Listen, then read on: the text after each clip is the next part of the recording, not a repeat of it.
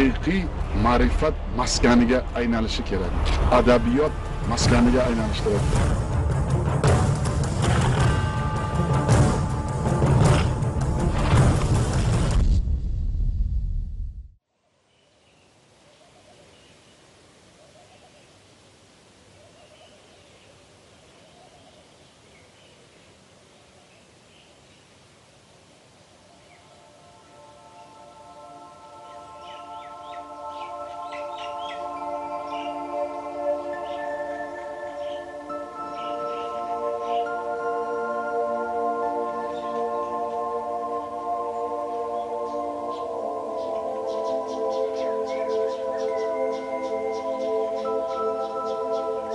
Mening qarog'im-u oning jamoli tun bila tong.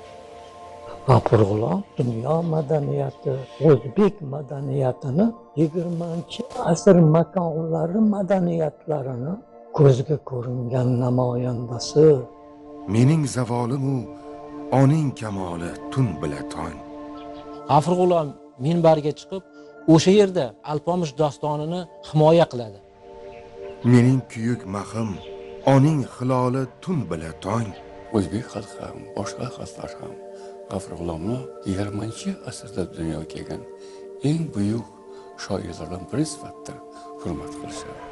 Mening firoqim-u oning visoli tun bila tong. Bejizga aytilmaydi. Adabiyot bu xalqning yuragi. Bizni yoshlarimiz qancha adabiyotni mana shu G'afur G'ulom ijodi timsolida qiziqtira olsak, bu juda muhim ahamiyatga ega bo'ladi. Bu nav dahrda yo'q ehtimoli tun bila tong.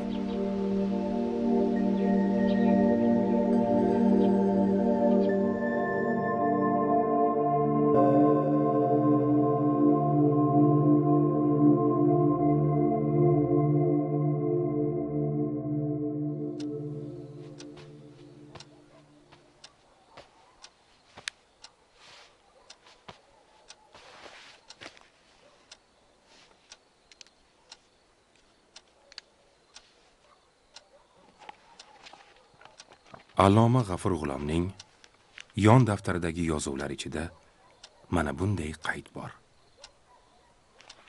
Kecha bilan kunduzning o'rtasini tong deydilar. Agar Abdulla Qodiriy, Cho'lpon, Fitrat singari millat quyoshlarining mavq etilishi adabiyotimizning qorong'u kechasini anglatsa, G'afur G'ulom, Oybek, Usmon Nosir, Hamid Olimjon, Maqsud Shayxzoda, Abdulla Qahhor singari shoir yozuvchilarning hayot va ijod yo'li, Erkin Vohidov, Abdulla Oripov, Rauf Parfi, Omon Majjon, Halima Xudoyberdiy va kabi yorqin iste'dodlar bilan kunduzini topgan milliy adabiyotimizning chinakam tongi bo'lgan edi. Bugungi maqsadimiz mana shu tong tarovatini, uning sir va sinoatini yana bir bor idrok etishdir.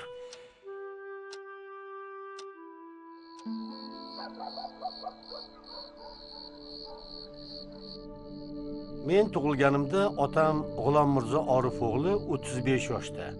Onam Toshbibi Shoyi Yusuf qizi esa 21 yoshda ekan. Otam durustgina savodli edi. Uncha-muncha ruscha so'zlashar ekan. Shu sabab shahar ichida kishilarga ariza, spravkalar yozib bergani uchun odamlar uni G'ulom Mirzo deyishgan ekan. Otam vafotidan keyin onamga suyanib qolgan edik. Taqdir 12 yoshimda onamning vafotidan keyin meni va opa singillarimni chin yetimga aylantirdi. Ro'zg'orning boshini tutish kerak edi. Urushdan ezilgan xalq xonavayron bo'lgan, ochlik esa o'z hukmini o'tkazgan. Boshqalar qatori men ham bir burda non uchun qilmagan ishim qolmadi.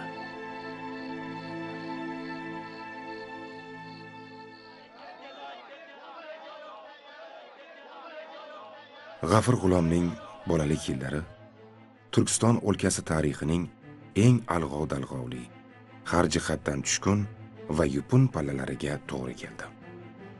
1914-yilda boshlangan Birinchi jahon urushi xalqning shundoq ham og'ir hayotini butunlay izdan chiqardi. to'g'ri dadamlar aytib berardilar. Ular hamma ish qilishgan. Mixi nima bolg'on bilan urilar ekan, uni boshini chiqarilar ekan, shunaqa qilib sotishgan. Shundan keyin ular yana bozorga borishgan. Bozorda meva savatlarga to'ldirib, boshlarida ko'tarishib, uyma-uy yurib, uni sotishar ekan. Keyin ular даже gazeta sotishgan. Qiyinchilik davrlar bo'lgan, ochlik, yalang'ochlik, o'sha davrlarni hammasini dadamlar o'sha bolaliklarida ko'rganlar. Bu avlod ijodkorlarining aksariyati ma'rifatparvar Hamza Hakimzoda tili bilan aytganda, tomiridan qon oldirgan bemor holiga solingan o'lkada ko'z ochdilar. Shodlik va xushnudlikning qayg'udan, orzu va umidning hasrat va armondan tug'ilishini bu avlod chuqur his qilgan. G'afur G'ulom dastlabki savodlarini eski usuldagi maktabida olganlar, keyinchalik Baroqxon madrasalarida o'qiganlar. Shu sababli u kishi arab imlosini yozish u kishiga qulay bo'lgan. Shu sababli qo'lyozmalarining aksariyat qismi arab imlosida yozilgan.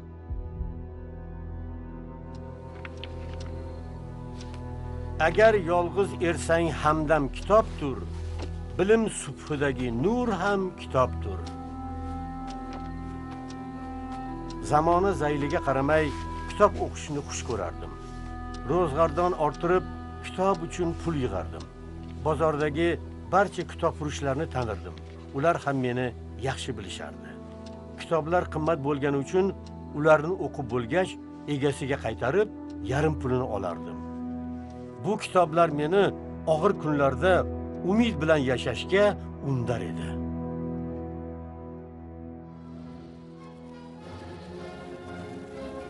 Dastlabki ish faoliyatini 1919-yilda bolalarga bilim berishdan boshlagan G'afur G'ulom 1923-yilda Urfon maktabi qoshida maktab-internat ochdi. U ota-onasiz hamda boquvchisi yo'q bolalarga o'qish va yangicha yashashni qunt bilan o'rgatadi. Mana shu o'qituvchilik faoliyati bilan shug'ullanib yurgan vaqtda, ya'ni 1923-yilda G'afur G'ulom o'zining birinchi she'rini yozadi. Go'zallik nimada deb nomlanadi.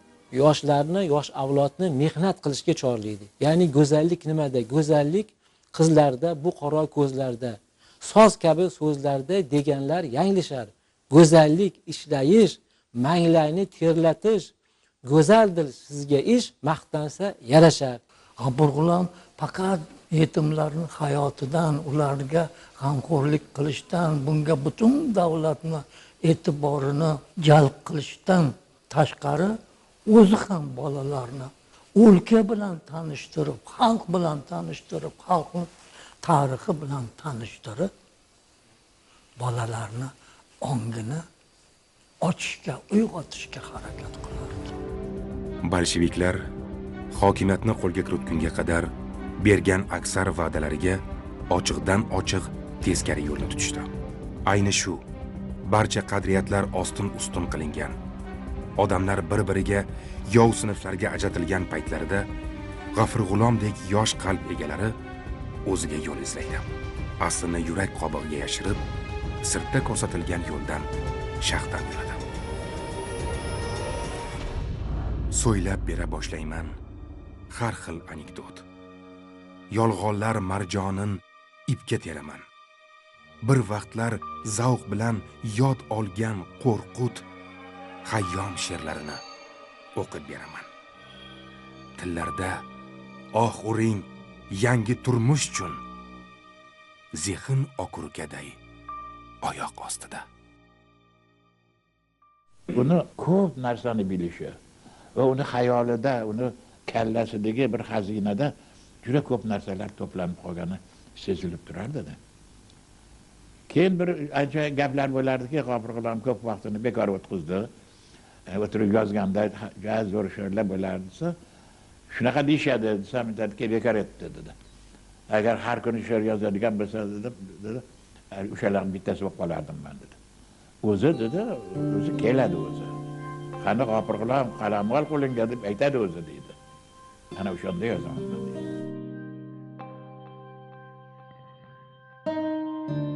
G'ofur G'ulom ijodi yoshlar orasidagi muammolarni ochib berishga qaratilgan hisoblanadi.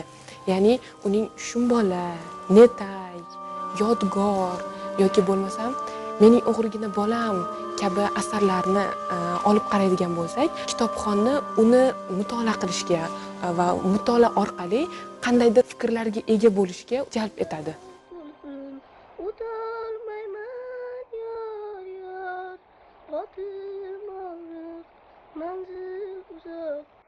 Bunday mardu maydonlar o'tdi ketdi. Bale hojim.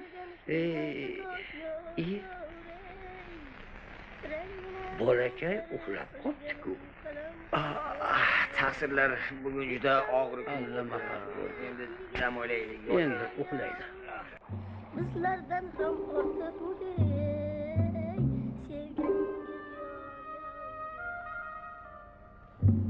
Shumbola. Uning ismi yo'q. Oddiygina Shumbola.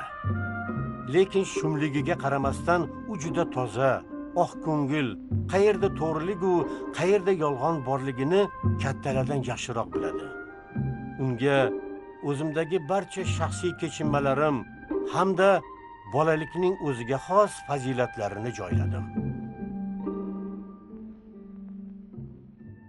G'ofur G'ulom 1936-yilda yozgan Shumbola qissalarini va dastlabki nomi Dovdirash bo'lgan. 1938-yilda asarni ozgina qayta ishlab, nomini o'zgartirgan va unga mana shu Shumbola deb nom bergan. 60-yillarda G'ofur G'ulom uni to'liq mukammal variantini keng o'quvchilar ommasiga havola qilgan. Rus tiliga tarjima qilingan, tojik, foris tillariga, arab tiliga, urdu tiliga, G'ofur G'ulomning shu 100 yillik yubiley munosabati bilan yunon tiliga tarjima qilindi. Yaqinda nemis tiliga tarjima qilindi Shumbola qissasi. O'sha xorijiy kitobxonlarning ham sevimli asariga aylandi. Shu asar birinchi navbatda yosh tomoshabinlar teatrda sahna yuzini ko'rgan. Keyin endi ekranda ikkinchi san'atli hayotini boshlagan. Vaqvaqato'ram vaqillamay jim yoting, ko'ydirgizga moch kichirini yeb yoting. Vaqvaqato'ram vaqillamay jim yoting, ko'ydirgizga moch kichirini yeb yoting.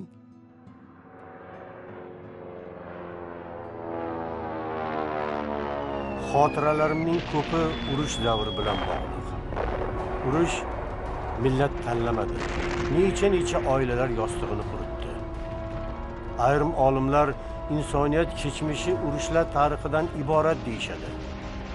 Mening bu fikrga qo'shilgim kelmaydi. Zero hali hech bir urushda haqiqiy g'oliblar bo'lmagan.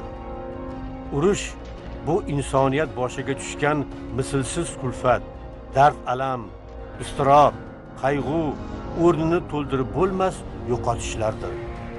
Agar urushlar bo'lmaganida edi, xalqlar hayoti yanada farovonlashgan va ehtimolki dunyoda ochlik, yalang'ochlik degan balo butkul yo'q bo'larmidi? Sen yetim emassan, tinchlan jigarim, quyoshday mehribon vataning onang, zaminday vazmin u mehnatkash mushfiq, istagan narsangni tayyorlaguvchi xalq bor, otang bor. Cho'chima jigarim, o'z o'yingdasan.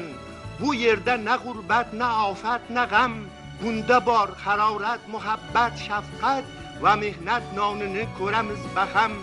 Sen yetim emassan, uxla jigarim. Bu yerda muzlagan ajdar halqumli vahshat to'plarining qahqahasi yo'q. Bu yerda odamzod shaklida yurgan la'nati devlarning manfur yuqumli maraz namoyishi topilmas. Urush vaqtida yetimlarni ko'rganlardan keyin dadamlar yana boshqachalar o'sha o'zlarining hayotlari, o'sha qiyinchiliklari eslariga tushib, sen yetim emassan degan she'rlarini bir xatda yozgan ekanlar. Bir ikki qatorini yozar ekanlar-da, yerlab yirtib tashlab yuborar ekanlar. Boshqachalar yozar ekanlar. Ayamlar